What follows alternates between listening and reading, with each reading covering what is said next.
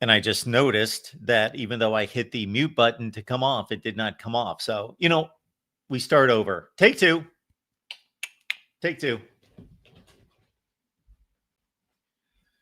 Ah! All right. How about that for a Friday night of college football fun? Woo! Virginia upsets Florida State. And we saw the scene in Charlottesville after the game, a massive humanity on the field. That's a big deal for Virginia. They don't win games like that very often, meaning 4 in history as an unranked defeating a ranked opponent. And what we just witnessed, ironically, did you notice that is the second consecutive game that Arizona State has won on a field goal, and also by the same exact score, 27-24 over Baylor, and then came back from 17-0 down against TCU to win 27-24. We've got Oregon State on the field against Houston. We will check that score. They are somewhere around halftime, I would believe. And again, what a Friday night of college football. Appreciate you being here at the Voice of College Football. You know the deal. We have left the link there in the chat. Please give me a call concerning what we took in tonight, or certainly what is upcoming on Saturday, which should be a great day of college football. If the games match what we saw tonight, the 2 games that I watched. So I saw Virginia, Florida State start to finish every play. Tried to keep track of TCU and Arizona State. Actually, I was trying to catch the second half on DVR and catch up, and I couldn't. I was only about 7 minutes into the third quarter. I had to go all the way to the end of the game. Prince Dorba, remember the name. Did you see the play that he made on Josh Hoover to close out the game and give Arizona State the football to kick the walk-off field goal by Jesus Gomez? Prince Dorba, he's the name of the night. He won that game in the clutch for Arizona State. Jamari Taylor might be a guy that you're unfamiliar with. He ran the ball down Florida State's throats. He's also an impressive player that we saw. Deuce Robinson, big night for Florida State, but could not make the catch in the clutch when it mattered. And Florida State fans, I don't want to hear about it in regards to him catching the football. He did not. All right, let's get to the phone lines. We've got CJ stopping by. CJ, what's going on? How you doing, Mark? Hey, how you doing, Mark? I'm doing well. I got a question for you. I'm driving down through this 4-lane down here near Lafayette, and I got a question for you. All right, you and I talked last week about how crappy Wazoo and Oregon State and those teams was. Now I got a question for you. How bad is this Houston Cougars team? Because I mean, my mindset is they must be pretty crappy. You give me an idea how bad this Houston Cougars team is? Well, if I would put it in your vernacular there, JC, I would say maybe they get caught with their pants down quite often. Did you just call me I ain't no dyslexia. I ain't no dyslexia. I ain't no JC. JC, CJ. Thank you very much. Hey, I got another question. I got another question for you. Did Florida State get hosed? Did they get hosed? Hosed when? On the catch in the back of the end zone. Did they get? I want to ask you. No, I don't need you. Listen, I don't need you screaming or hollering at me. It's a fair question. Did they get hosed, Mark? No. All right. This is what happened. Did you see the play? I saw the play, Mark. I ain't calling in here as some. Go ahead. Did you see the number of replays? I saw the replays. I saw it all. I'll tell you the way I saw it. The way I saw it in real time was, whoa, awesome catch. He juggled it. He pulled it in. Touchdown. Got the foot down. Perfect. The first replay I saw, I thought, boom, yeah, he got control of the football, foot down, boom, touchdown. And then I realized after I saw play after play after replay after replay, he did not catch the football the third or fourth time. He had his hands just barely on that football, and he pulled them away for some reason. And when he was putting his foot down, his hands were off the football. That ball was hanging in midair between his hands. There was space between left and right hand and between the football. And then he finally caught it, and he was about 18 feet out of bounds by the time he caught the ball. Well, I saw the same thing, but I'm a member of a lot of these different message boards, and I'm sure you are. I tell you, these ACC fans, Mark, they get on my last nerve. You know, down here in Lafayette, we live and breathe SEC football. All right, it's religion. All yes, right, of course. It's bigger than hay and tobacco. All right, it's bigger than both of them. All right, so. Anyways, I didn't catch that Arizona State-TCU game, but I appreciate the little Cliff Notes version of what you just gave us. And let's see, what else have I got to say today? I'm looking at my notes that I wrote on my phone. Hold on just a second. Well, I'm going to keep some notes on you, CJ, because what I'm going to do is I'm going to note where you are every time you call. I think you might be moving around a little bit on us. Well, they call me the traveling man. At least your boy Elvis did. So, yeah, that's about all I can say. I'm looking forward to all, and I'll tell you something else. Your boys over there at the Indiana channel, they in for one tomorrow. They in for one. I heard your show you did on that Tuesday night, and you added another one. You added some guy named Goon. You already had the one homer, but you added a second homer named Goon. I don't know what's all going on over on that Indiana channel, but they in for one tomorrow down there in Iowa. They could be. They could be at that. I have yet to make my prediction. And, we've got predictions that we've got Steve Dace making predictions. We've got Matt Zemek, and we also have Corey Brada making predictions. And I can't wait to see those posted here very soon. How do those four stack up against the spread? I ain't no betting man, but can I, I know that's a premium feature down here at the Voice of CFB. But can you give me an idea where those guys are ranking against them spreads? Can I tell you how they're ranking against me? No, against the spread. I'm not telling you to. Believe me, this is a G-rated show. I'm not telling anybody to spread them. I want to know about the spread. I want to know about their record against the spread. I was thinking that maybe you wanted to know what their records were versus my record against the spread. I don't care about the competition now, is it, Mark? We're losing you a little bit. You don't care about something. I don't think that's a competition, Mark. Oh, okay. It sounded like it was the way you set it up. Okay, so I believe out of those three gentlemen that Matt Zemek has the best record against the spread. I do believe. All right. Is it a close battle at least? It is definitely a close battle.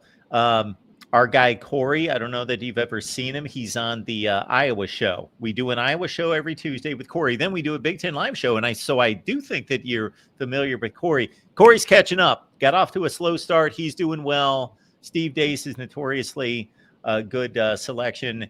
And this stupid TCU football team butchered the second game. And I'll call it a draw for me because I took TCU plus the 3 points. They lost by 3. So we'll just throw that one away as a push.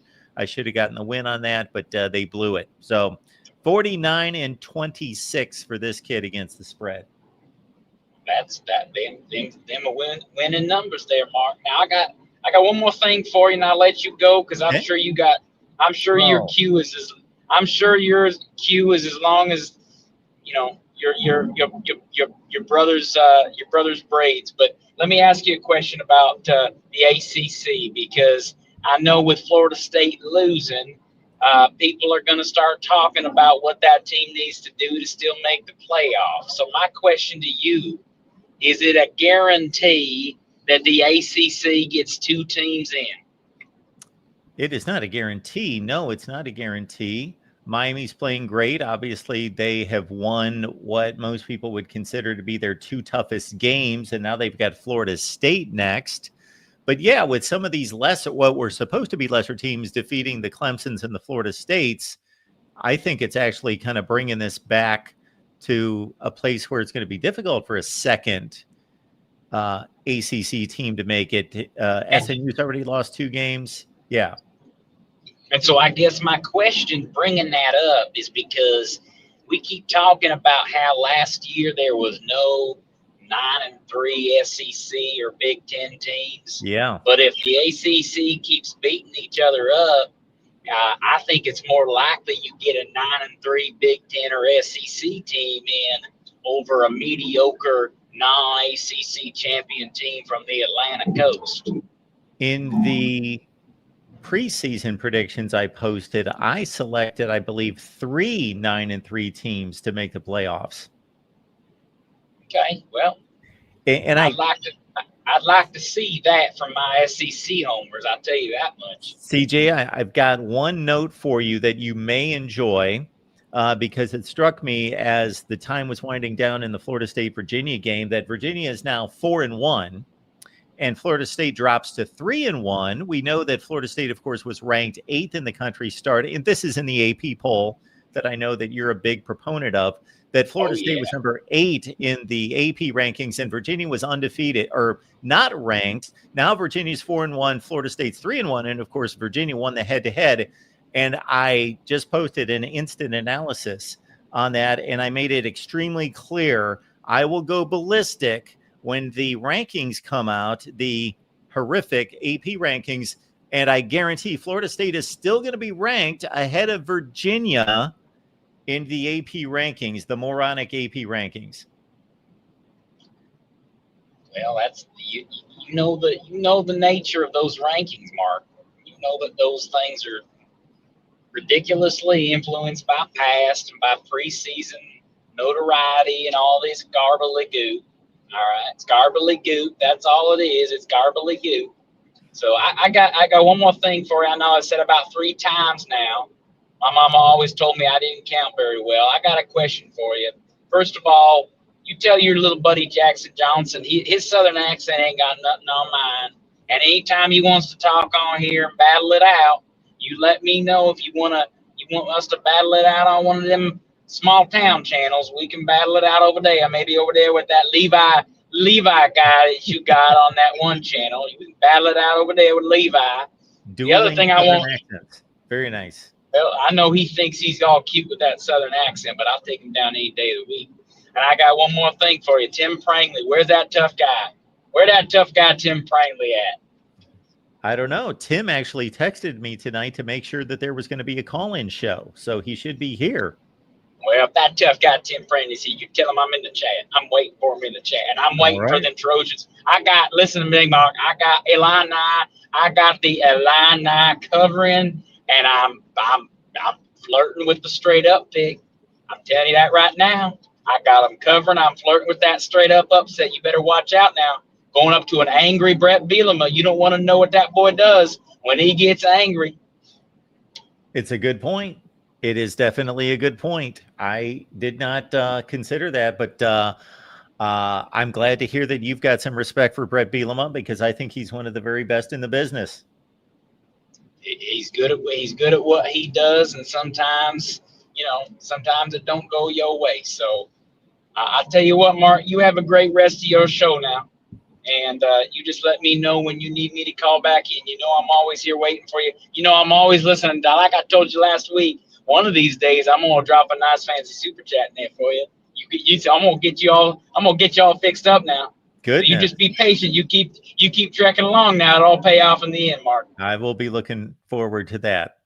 CJ stopping by, breaking it down for us. He was all over the map in the ACC, the SEC, breaking down the Big Ten, looking for a possible Illinois slight upset of USC.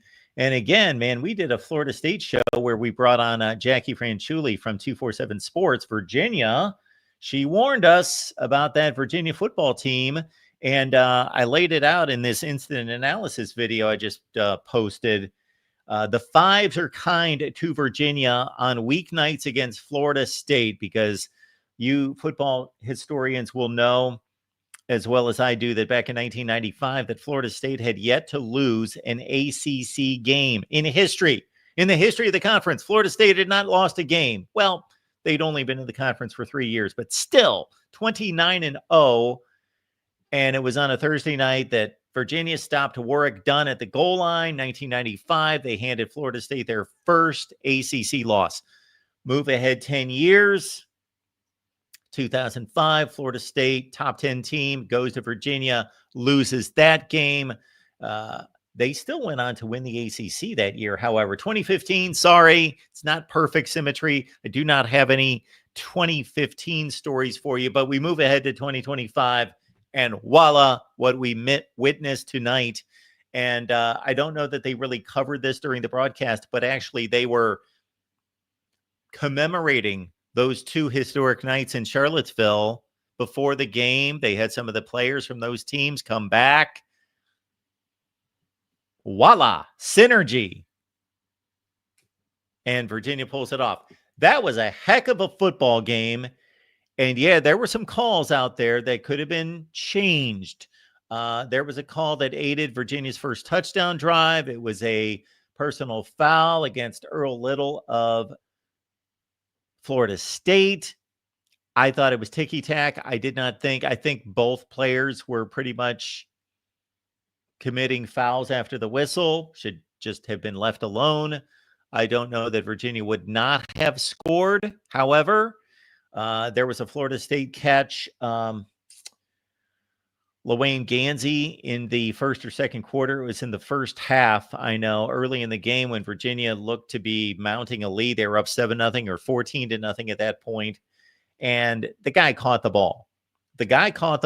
Then he dropped the ball. And I mean, not dropped it. He caught it, then dropped it, as in fumble. How we don't know in this sport anymore what a catch is beyond me. If you and I went outside, started throwing the football around, I think we would understand and have a pretty good determination every time somebody threw the ball to somebody else, whether it was caught or not. We would pretty much determine that every time. We wouldn't be sitting out there for 15 minutes after, like, I threw you a pass and you had it there for a couple seconds, then it dropped to the ground. Was that a catch? Did you catch it? Did you not catch it? Was that a catch and a fumble? And then this whole thing about making a football move. So you're trying to tell me that if somebody stood out at the 50-yard line and we threw them a football, and this was during the course of the game, and they stood there for like 5 seconds, 10 seconds, stood there for 2 minutes before anybody tackled them with the football in their hands, didn't make a football move, but then somebody knocked the football out of their hands, that would not be a fumble. That would, of course, be a dropped pass because they didn't make a football move. How ridiculous. How ridiculous. We're still trying to determine in this sport what a catch is. We got Slap Happy stopping by. SC wins tomorrow by 20. Fight on. Well, Slap Happy, thank you so much for the contribution. I do not see USC winning that game by 20 on the road against Illinois. I don't see them winning that game against Illinois by 20 at home, but just be happy if you get the victory. And USC, of course, is a fairly substantial favorite when you consider they're traveling on the road against a team that was ranked in the top 10 in the country just a week ago. I don't know if Illinois would have shown up for that game against Indiana, let's say won the game or only lost by a field goal. I don't know how that would have affected the spread, because it would have been hard for me to believe that USC would have traveled to Illinois against what could have been, let's say, a 4-0 team that was ranked 5th or 6th in the country, because they were number 9 before the Indiana game, and that USC would have been a favorite.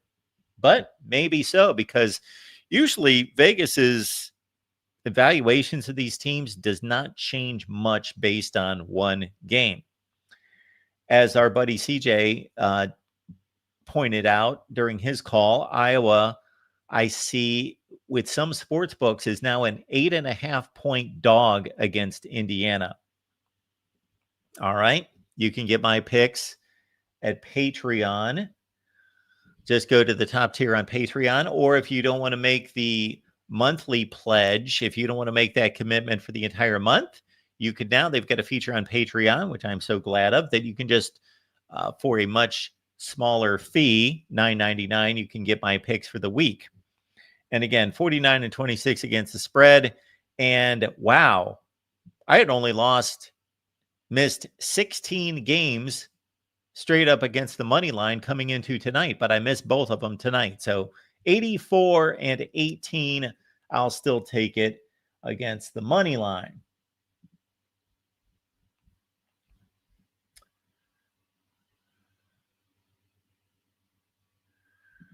We'll talk next week. Sounds good.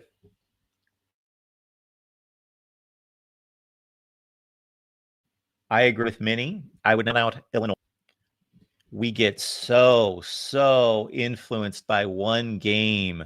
And I know that Indiana just completely kicked them, curb stomped them, whatever cliche you want to put in front of that, all over the field. I get that. It was ugly. It was atrocious. But let's understand, Indiana is not 53 points better than Illinois. You know what? Indiana's not 23 points better than Illinois. You know what? Indiana is not 13 points better than Illinois. If they played over and over and over, Vegas would not put a 13-point spread on that game, and Indiana would not win on average by 13 points. In fact, they would lose about 40% of the time, something in that range. So it's one game. And it meant a lot. And Indiana showed up in spades. And that's all that counts, is that for the one game that they played, and it most likely will be the only time that those two teams play this year, Indiana was better by 53 freaking points. That's all that matters. But we all understand that unless something drastic happens and Indiana turns out to be the best team in the Big Ten, let's say they do turn out to be the best team in the Big Ten, Ohio State's not going to beat Illinois by 53 points in a couple weeks. They may beat them by 10, 17, 20, but it would shock all of us if Ohio State went in there and beat Illinois by 53 points, and then that would tell us much more about Illinois. Case in point, Illinois is a beat-up football team, and they have some serious offensive line issues, especially in pass protection, that they need to shore up before they see USC on Saturday. Welcome into the Voice of College Football. We got Michael Hogue checking in. Michael, what's going on? Hey, tipping the cap to the Wahoos tonight. That was a great game. I know it. That was fun. I did not know they was 3-1. 4-1. Well, 3-1 going to the game. Oh, yes. They're 4-1 now. Yes. Yeah, they're 4-1 and stuff like that. But no, I mean, it was a good game, and like Castellanos and stuff like that to play. But I gotta give credit; their defense was really good tonight. I didn't know much about it this year. Is that the first time you see Virginia also? Their defense was good. Well, I mean, when they had something I missed. When they stepped up, is what I'm saying. Oh, when they stepped up. Yeah, like every 10 plays. Yeah, they made a good defensive play. I guess you can say that. The rest of the time they got ripped up for 35 points, and I guarantee they gave up well over 500 yards of total offense. Okay, what's that say about Florida State's defense? They gave up 46. Okay, again, so I was just outlining something just a second ago about Indiana and Illinois. We understand that this is one game. And we do understand that Florida State is still probably a better football team than Virginia. Now, Virginia won the game. That's all that counts. Mm-hmm. But yeah, I wasn't commenting on Florida State's defense. You were making a comment about Virginia's defense. Correct? Yeah, I'm saying during the fourth quarter when they was, I think, what was it, 24 or 35-28, and when Florida State was driving, and they stopped Florida State a couple times inside the red zone in the fourth quarter before they came back and tied it. And that was a great catch on that fourth down play too to tie the game.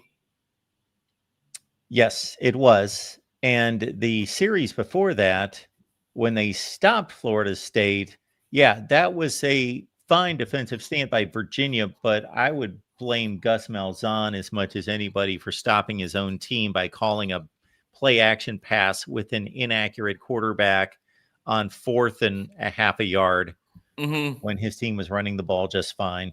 Yeah. But no, what did they give? I mean, what did they end up getting at 5-14? So what was it, pretty balanced for looks like it was pretty balanced there for Florida State on offense tonight. Well, 258 and 256. That's about as balanced as you can get. Yeah, I can't tell stuff like that. But another thing too is I'm gonna try to ask you this. Yeah, TCU was 24th. But is Arizona State really better than TCU? So before I get to that, Dave makes a great statement here, just as clarification for everyone. And I talked about this a couple weeks ago because we're having with realignment a lot of these situations where there are teams in the same conference playing games that are not conference games, like Arizona and Kansas State this year as well, and others. That loss that Virginia took to NC State is not a conference game. It's a non-conference game. They're still undefeated in the conference. They're 2-0 in the conference. They have 6 games left. They've already made it through Florida State. If Virginia goes to Louisville this week, this next Saturday, and gets a win, then we seriously have to factor them into the championship race. Okay.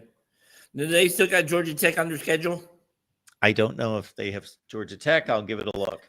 And I didn't get. Oh, go ahead, Mark. Sorry, I didn't mean to interrupt you. I was just going to say, since you brought up TCU and Arizona State, well, anytime two teams play that are that close, and obviously the game was at Arizona State, and I didn't watch the game like start to finish because I was watching Florida State and Virginia, and I was focused on that game. And then by the time I did a video and uploaded and so forth, I was trying to catch up to the TCU Arizona State game. So I saw roughly half of it. And TCU made so many mistakes in that game. They had a dropped interception at the goal line that cost them a touchdown. They had a 4th down play at the goal line where the guy dropped the ball, would have been a touchdown. Made a lot of mistakes. And I'm not discrediting Arizona State, but I'm just answering your question. There's no way to make a determination who's better, Arizona State or TCU. TCU or Arizona State won the game, but who knows who's better? And on the flip side, didn't TCU have some key fourth down stops too, and a couple interceptions? Well, it's one thing about making a 4th down stop. It's another thing when I'm just talking about blatantly dropping passes. Yeah. And stuff like that. And I thought Levitt kind of had an okay game tonight, even though he threw for 300. Because he looked like he should have been picked off 2 or 3 times, though. Well, I know of one for sure. Yeah. And, of course, who's the quarter? Josh, is it Lewis for TCU? Josh Hoover. Sorry about it. Yep. Looked like he got away with what could have been a couple interceptions side too also. Did he? Okay. Yeah. One of them should have been a pick 6 if he would have the linebacker would have held on to it, because it would have been the easy walk to the end zone. This is Virginia's schedule in the ACC after this week. Okay. At Louisville next week. And then at the end of October, at North Carolina, at Cal, Wake Forest, at Duke, Virginia Tech. Okay. So they don't get Miami or Georgia Tech. No Miami, no Clemson, no Georgia Tech. Wow. Can you imagine? And they beat Florida State. Mm-hmm. Do I expect them to win all those games? No. Just based on probabilities. But can they win each of those games? Absolutely. Mm-hmm. Yep. And another thing, with Dave saying that point there, I might have missed like chat there with the you talk about, but why wouldn't that Virginia NC State not a conference game? Okay. So this started to come up a few years ago. This actually came up for the first time that I'm aware of it about 10 years ago in the North Carolina and Wake Forest. No. Let me back up. Not North Carolina and Wake Forest, because they were playing in the same division. No, they weren't playing in the same division. Yes, North Carolina and Wake Forest, when there were divisions in the ACC, needed a non-conference opponent, and they both needed a non-conference opponent. So they came to a pretty good determination that who are our fans going to want to see us play? Well, a conference rival. So they scheduled a game against each other that was a non-conference game. And so then this became a more frequent occurrence here in the last couple of years because of teams having predetermined games against teams outside the conference that then joined the conference. Baylor against Utah, Kansas State against Arizona, and now again, Virginia and North Carolina State needed a non-conference game, and so they decided to play each other as a non-conference game. Yeah, and I got to ask you this. This might sound indated and stuff, but how can a team going for the extra point have a delay a game as Oregon State just scored again, make it 24-10, or getting ready to make it 24-10? Oregon State just had a delay of game. Yeah, on the extra point. Well, did you see what happened in overtime with Virginia? Yeah, I must have missed it. So on the second overtime, you've got to go for 2. Yeah. And Tony Elliott, the Virginia head coach, was apparently not aware of this. So this is inexcusable. And he sent out his PAT team. Oh, yeah. He sent out his kicking team. And Mike Norvell was going crazy. Now, I got to think, we couldn't see it. We weren't in the stadium and they didn't show the play clock. But according to the announcers, they were saying that the play clock wasn't running. Wasn't running, and Mike Norvell was going crazy to say basically, how in the world were they able to get their kicking team on the field, realize that they screwed up, pull them off, get the offense together, get them back out on the field and run a play? So I don't know if they were able to do that or not. Nobody knows. That was not in the stadium, obviously, because we can't see, but it seems like a pretty valid complaint. Not bad. No, just wondering stuff like that too. All right, so no, I was just gonna say I gotta give the tip to Virginia for playing a good game. I mean, even though Florida State did give up 400 some odd yards and stuff, total offense and stuff. So, but no, I think the game of the night, in my opinion, was the TCU Arizona State game. Okay, is that what you would go with yourself, or would you go with the Florida State Virginia game? It's apples and oranges. They were both great games. Whatever your flavor is, strawberry, Rocky Road. Yeah, sure. Butter pecan. They were both great games. I'm not going to sit here and try to determine which one was better. Okay, fair enough then. I was wondering. All right, sir. Well, we got about another, 10 and a half hours before a full day of football? Something like that. All right, Michael. All right, sir. Catch you. See you, man. Thanks. God bless. Thanks for being here. All right, let's keep it rolling. We've got Sean here. Sean, what's going on? Hey, Mark. How's it going? I'm good. How you doing? Excuse me. I wasn't expecting to be the next person up. I've got some food in my mouth. Give me 1 second. Okay. All right. Pretty good, Mark. Just excited for should be a pretty interesting day. Week tomorrow. Really interested in seeing the Buckeyes tomorrow. How that game to me is so intriguing. I mean, playing a Washington team that surprisingly had no votes in the AP poll for the top 25, which I think is kind of deserved because their schedule so far has been just abysmal. But yeah, I understand that. I've heard a few people make that statement, but you also have to understand the process of voting for these top 25s, meaning that if one person did not, so let's say one person did not vote for Washington in the top 25, would we think that was something horrible? No. They made a complete misjudgment. Well, no. Then if all of them didn't put Washington in the top 25, then they're making the same evaluation as that one individual. Like, I don't know what that they've done, and they're not in my top 25. Well, the way you construct your top 25, there's almost no way they would be because they have played legitimately nobody so far. Yeah. And it's, but I mean, I get your point that you would think somebody would say this team just won by 30 points against Washington State, although that was a one-score game going into the fourth quarter. Yeah. And okay, I guess they beat Colorado State by 17. Is that? And that game was kind of tight for a while too. I mean, like I think Washington. I think this is a good team. It'd be interesting to see. I heard a stat kind of blew my mind. Over the last 10 quarters, Washington has had 21 possessions. Yes. And they have scored on, if you're excluding like end of the game, end of half, they've scored on each of those 21 possessions. Yes. I heard that from Keith Hellwagon this week. Yeah, with 19 touchdowns. That's pretty hard to do against anybody. And quarterback looks legit. They've got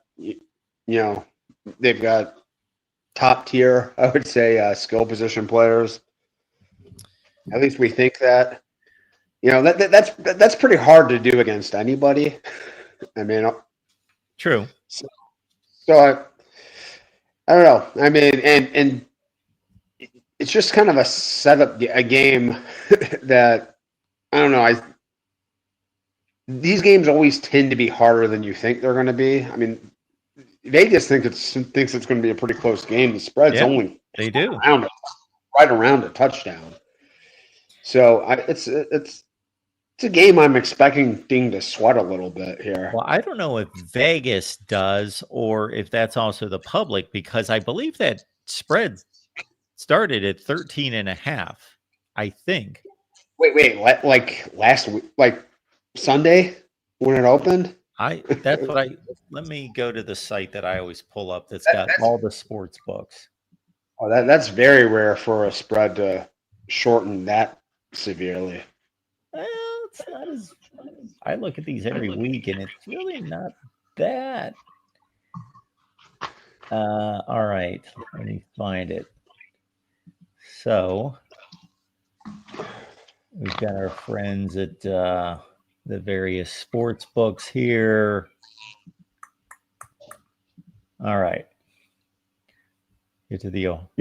Let's see if any of these lines 17 to 14, 10 to 12.5, 1.5 to 6.5 or 7 on the USC Illinois game.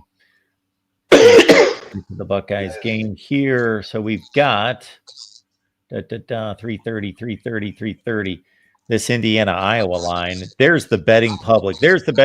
And my buddy Steve Merrill says the betting public are generally not real bright. So yeah. If you see massive line movement, kind of. There we go.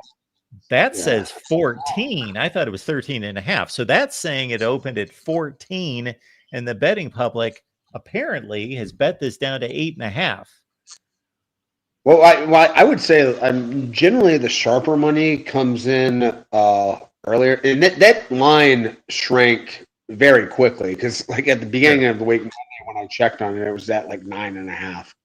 So it shrank a lot from where they opened it. So there was a lot of smart money going in on Washington, even before the public pushed it down even more. I did not hear my buddy Steve Merrill's 10,000 simulations on this one. I didn't get together with him this week, but I guarantee he's got Ohio State winning this game by more than 2 touchdowns. Would be my guesstimation. Yes, but I mean, big time zone shift here. Fortunately, it's not at 11 o'clock like the USC Michigan State game. Oh, well, I'm not saying that they shouldn't take it seriously, but I think a lot of people get confused about the mindset of the fan base versus the mindset of the coaches and the players, because certainly Ohio State fans can be as arrogant and overconfident as they want to be. It doesn't matter. It's all about the players and the coaches, obviously.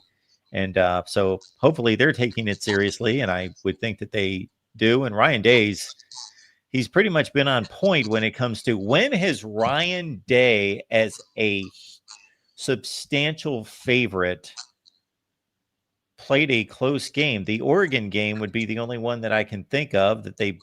Well, there's one that we definitely know, definitely remember.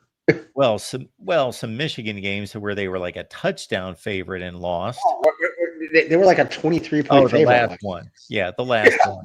But man, over the course of 8 years, 19 over the course of going on 7 seasons, when you're a favorite every freaking game, you talk about a stat, and I'm not going to be able to recite it specifically, but I was going through Phil Steele's point spreads from the last 5 or 6 seasons, and Ohio State, it's crazy how few of times they've been a single digit favorite. It's only like 5 or 6 times in the regular season in like 5 years that they've been a single digit favorite.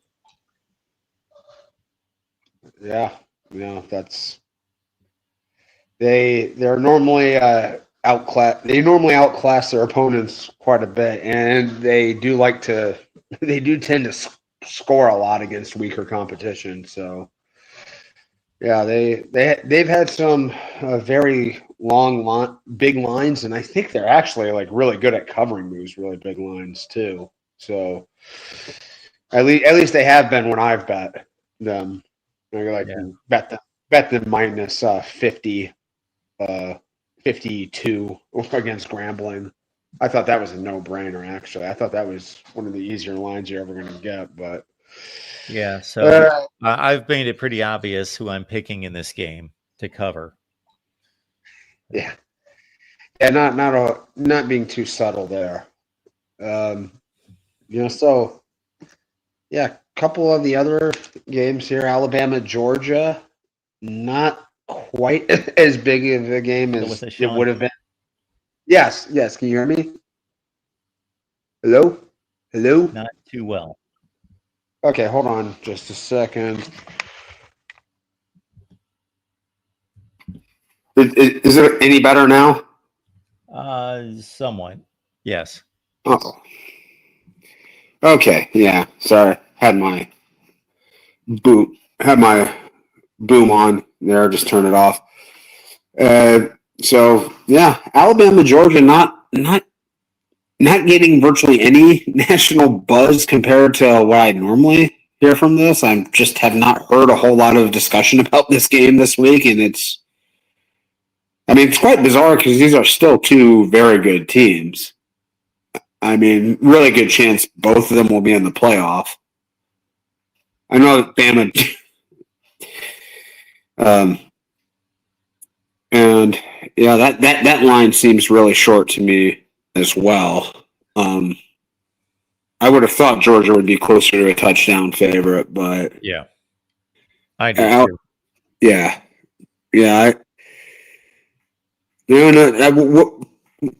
Are you buying that Bama's turned over a new leaf since that disaster in week 1? Well, it's kind of hard to tell. They look better, but look at the competition. So yeah, they looked good against Wisconsin, but my goodness, that team's bad. I do think that Wisconsin's got a competent front 7 on defense, but the rest of the team, they don't even have good running backs or a good offensive line anymore. They have no weapons, and they're playing Danny O'Neal at quarterback in Tuscaloosa. Like, yeah, Alabama looked good. I watched that game, but I'm trying to think, what am I really watching here? I'm watching basically Alabama play a brand that we all have to adjust our thinking when we watch some of these games and think this is not a typical Wisconsin team. So I should not be impressed with basically Alabama's beating Rutgers. They are beating Rutgers or Indiana of 5 years ago or whatever. Obviously not the Michael Penix Indiana teams, but the other ones. Yeah, that's who they're beating here. So is it really that impressive? They're just doing what they're supposed to do. So yeah, I do think Alabama's better than what they showed against Florida State. That was Ty Simpson's first start. And but they they got manhandled up front by Florida State. They got outrushed in that game like 260-80. It was brutal to watch. I couldn't believe I was watching an Alabama football team. I mean, Saban was just there, 2 years ago. How did the identity just fall apart that quickly? Yeah, and when you say identity, that's a good way to put it, because it's not like they went from number 1 in the recruiting rankings to 25th. Yeah, they're still bringing in great classes. I gotta say that it's difficult to find real movers and shakers in the transfer portal that they've added compared to other teams. Yeah. Compared to Ohio State, LSU, Georgia, Miami. They really haven't. They have. Everyone has. Jeremy Bernard's a good player, obviously, a wide receiver, and some others, but not to the degree that you would think, or that they need to keep up with Texas and Georgia. Yeah. Yeah, but even much more than the actual overall talent, they just, in that game, they looked absolutely soft. Like, they looked ill-disciplined, unprepared, not filling the run gaps well, not holding at the line of scrimmage, not tackling, not blocking, not getting any sort of movement at the line of scrimmage. And I mean, I don't think Troy here was getting the gist of what I was talking about. He mentioned Jamison Williams. I was talking about that's been a few years. Talking about Kalen DeBoer's Alabama teams not having impact transfers. Yeah, he was pretty good. Yes, absolutely. And they did that. Jahmyr Gibbs was okay. He was okay as well. He was all right. So, yeah. So no, but I mean, I guess I expect Georgia. I just have no idea who they are, what they are. Just nothing to really gain from the games they've played. Nope. This year. So I'll be very interested. I don't think Georgia has a whole lot of explosiveness on offense. I don't think so either. They didn't last year, and it doesn't look like they. Again, we'll wait and see, because they've recruited the talent, but they haven't picked up dominant transfer wide receivers. So yeah. So I'm just so that's that's one hell of a game. I wanted to talk a bit about something I was thinking about in this Arizona State game, watching the Arizona State-TCU game tonight. The Big 12 is just kind of a mess, isn't it? It's just I don't see how anybody. I mean, Texas Tech. I guess we will wait and see if the buzz around them is real. But there's just nobody really separating. What? No. So do you find that fun when you say it's a mess? A lot of people would say, "Yeah, it's a mess. I don't want to watch it. Nobody's elite." Or is it a mess? It's fun. Well, I mean, it probably will be fun, towards the end of the season when we see like the 4 or 5 teams in contention. Yeah. To win this league. It'll be fun. It'll be a bit fun to follow, but because I get into that kind of thing. Like it was the same situation last year. 2 weeks left. There's like 7 teams that are fighting for the championship spots. Yes. And you're not going to see that in other conferences. But in terms of somebody emerging as a real playoff team, obviously there's going to be a playoff team, but as a real playoff team, I don't see it. Mm-hmm. Well, I mean, no one.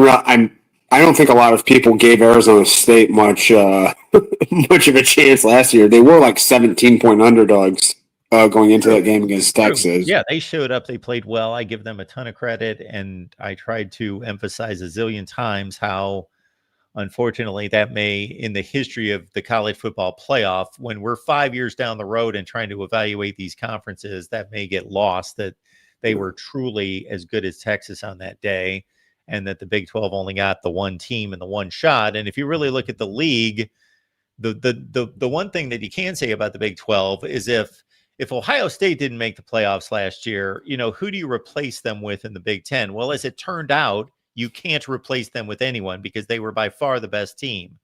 Yeah. But the Big 12, the way it played out, Arizona State peaked, but there were other teams that were during the course of the season basically just as good as they were. And that's how the Big 12 is going to be. I just maybe Texas Tech would, for me right now, have the best shot of separating. Yes, that's definitely how I feel about Iowa State. There's some buzz about them, but I don't really see them as like a legit top 10 team. What I'm seeing, it's a good football team, but if they're clearly better than the rest of the league, then that's a really weak league. Yeah. Well, we just saw Arizona State the last 2 weeks basically kick walk-off field goals. So that's how close the league is. And